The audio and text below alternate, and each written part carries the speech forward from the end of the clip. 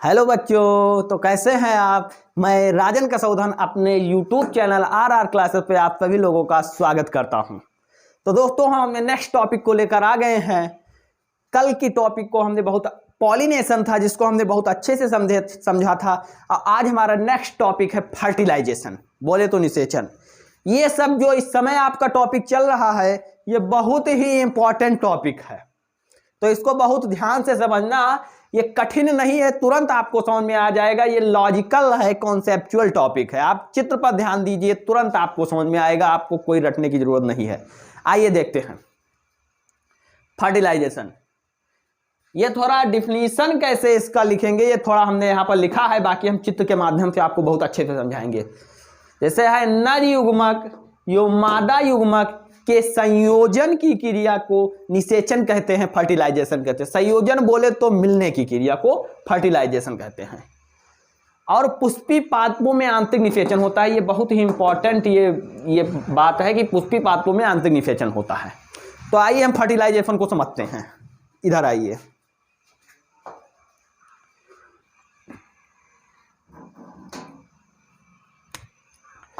ये हमारा परागकोश है। परागकोश के अंदर जो ये लाल लाल ये जो बिंदी दिख रही है हमारे परागकण हैं। और ये हमारा वर्तिकाग्र है। और वर्तिकाग्र से जो ये उभरा हुआ जो ये भाग दिख रहा है इसको हम अंडाशय कहते हैं। अंडाशय में क्या होता है? Ovum, egg. ये हमारा एग है। तो जो ये परागकण है इसको नर युग्मक कहते हैं, मेल गैमेट। एंड जो ये एग है इसको फीमेल गैमेट, बोले तो मादा युग्मक। अब फर्टिलाइजेशन कैसे होता है ये हम उसको समझते हैं। तो नर युग्मक यानी परागकण का निकलकर वर्तिकाग्र से अंडाशय तक पहुंचने की क्रिया को फर्टिलाइजेशन कहते हैं। उस दिन हमने बताया था कि परागकणों का निकलकर वर्तिकाग्र तक पहुंचने की क्रिया को पॉलिनेशन कहते हैं। अब पॉलिनेशन से परागकणों का अंडाशय तक पहुंचने की क्रिया को फर्टिलाइजेशन कहते हैं, निषेचन कहते हैं। अब निषेचन कैसे होता है उसको हम देखते हैं। जैसे हमारा एक है, अब आप कहेंगे गैमिट क्या है, युग्मक क्या है। तो जो ये परागकण है इनको हम युग्मक कहते हैं, ये मेल गैमिट है। और जो ये ओवम है, एग है, ये फीमेल गैमिट है, इसको मादा युग्मक कहते हैं। अब देखिए फर्टिलाइजेशन कैसे होता है। परागकण निकलकर वर्तिकाग्र से अंडाशय तक पहुंचने की क्रिया को फर्टिलाइजेशन कहते हैं। अब इसमें एक मेन फैक्ट होता है कि जो अंडाशय के अंदर कितना परागकण पर, जैसे आते तो बहुत परागकण है वर्तिकाग्र से, लेकिन तो अंडाशय में केवल दो ही परागकण अंदर प्रवेश कर पाते हैं। दो ही परागकण के अंदर प्रवेश करने का स्थान रहता है। दो ही परागकण के अंदर प्रवेश करने का स्थान रहता है।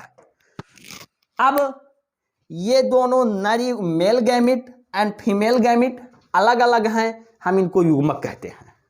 अब नर युग्मक यानी male gamete and female gamete जब अंडाशय में पहुंचकर ये दोनों मिल जाते हैं तो हम इनको युग्मनज कहते हैं। ये दोनों पहुंचकर, अब इसमें बात है कि इसमें एक मेल गैमिट यानी मेल गैमिट और एक फीमेल का एक अंडा, ये दोनों मिल जाते हैं। ये दोनों केवल एक नर युग्मक और एक मादा युग्मक आपस में मिल जाते हैं। इनके जो मिलने की जो घटना होती है उसको हम युग्मनज कहते हैं। अब ये जो मिलकर जो संरचना बनाते हैं उसको हम एम्ब्रॉय कहते हैं। एम्ब्रॉय, भ्रूण जिसको कहते हैं। अब भ्रूण को कहेंगे जब तक, जैसे ह्यूमन में ले लेते हैं, जैसे male gamete and female gamete जब दोनों मिल जाते हैं तो उन्हें हम युग्मनज कहते हैं। युग्मनज विकसित होकर भ्रूण का निर्माण करता है। भ्रूण को कह सकते हैं जब तक युग्मनज मां के पेट में रहता है तब तक हम उसको एम्ब्रॉय कहते हैं। और जो एम्ब्रॉय विकसित हो जाता है तो क्या बनेगा, बेबी बन जाएगा। या अभी हम पुष्प की बात कर रहे हैं ना, तो पुष्प में वो फल बन जाएगा। और जो अब आप कहेंगे कि बोलेंगे कि जैसे ह्यूमन में होता है तो जो एम्ब्रॉय है उसको प्लेसेंटा के थ्रू पोषण मिलता है, भोजन मिलता है। तो आप कहेंगे ये क्या बिना भोजन का रहता है क्या, इसको भोजन नहीं मिलता है? इसको भी भोजन मिलता है। अब किसके थ्रू मिलता है उसको हम बताते हैं। जो हमारा एक नर युग्मक बचा था और दो ओवम बचे थे यानी मादा युग्मक, ये दोनों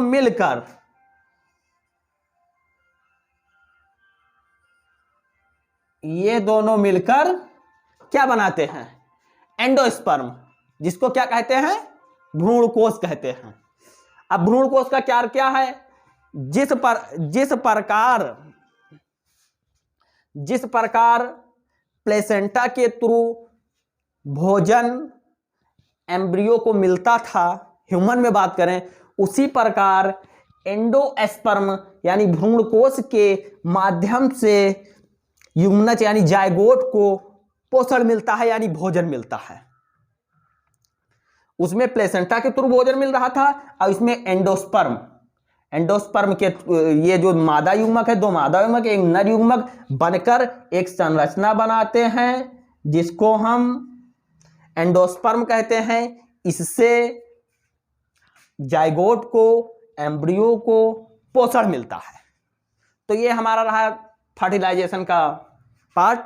अब इसमें है कि अगर हमारा निषेचन अंडाशय के भीतर होता है तो इसको सत्यफल कहते हैं, या अंडाशय में छेद रहता है तो निषेचन पुष्पासन में होता है तो इसको असत्य फल कहते हैं। तो ये 7-8 प्रकार के होते हैं, सत्य फल, असत्य फल, फल भित्ति के आधार पर, या अनिषेक फल, सूखा फल। इसको हम सब समझेंगे। अब इसको हम नेक्स्ट वीडियो में लेकर आएंगे। तो इस वीडियो में आपका था फर्टिलाइजेशन, जिसको मैंने बहुत अलग, अब बोलेंगे कि इसमें से अलग कौन रहता है, अलग अलग कौन रहता है। तो जो नर युग्मक है, नर युग्मक हैप्लॉइड होता है, अलग अलग रहता है, और मादा युग्मक को डैप्लॉइड कहते हैं, वो साथ रहता है। तो इस तरह हम फर्टिलाइजेशन को हमने बहुत अच्छे से समझा। अब इस तरह से मैं अपने क्लास को एंड करता हूं।